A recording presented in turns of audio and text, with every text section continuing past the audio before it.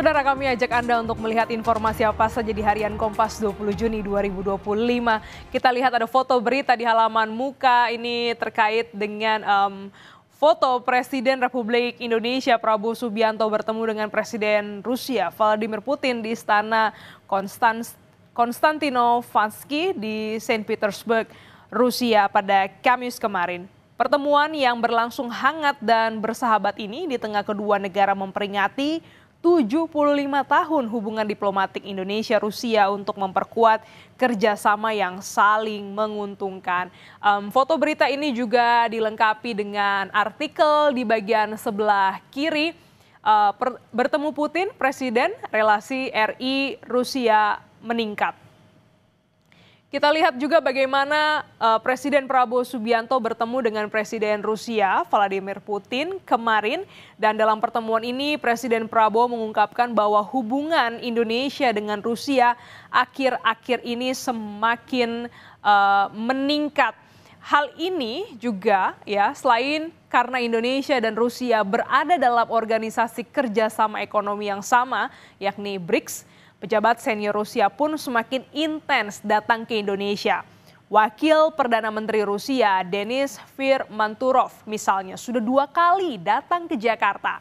Sementara itu Menteri Luar Negeri Sugiono sudah 3 kali berkunjung ke Rusia dalam waktu kurang dari setahun.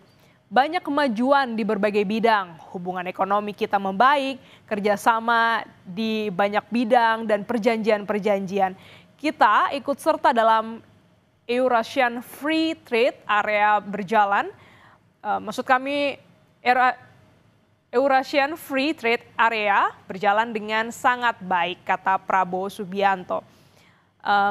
Ini menjadi sorotan juga bagaimana keakraban Prabowo Subianto dan Vladimir Putin yang direkam oleh media. Kita bergeser ke sebelah kanan. Judul besar yang diangkat harian Kompas hari ini terkait dengan konflik Israel dan Iran. Konflik memanas, WNI dievakuasi.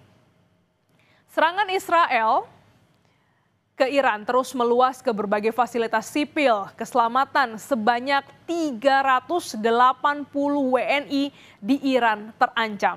Presiden Prabowo Subianto memerintahkan mereka dievakuasi. Sebanyak 380 warga negara Indonesia yang ada di Iran harus segera dievakuasi akibat konflik Iran-Israel. Kedutaan Besar Republik Indonesia di Teheran kini dalam status siaga 1. Dalam pernyataan dari Moskwa, Rusia, Menteri Luar Negeri Sugiono mengatakan Presiden Prabowo Subianto menilai situasi sudah dalam status siaga 1. Oleh karena itu, evakuasi harus dilakukan. Perkembangan situasi yang terjadi saat ini, ada sekitar 380 warga negara Indonesia di Iran. Teheran dan kota lainnya dalam posisi tidak baik atau terancam.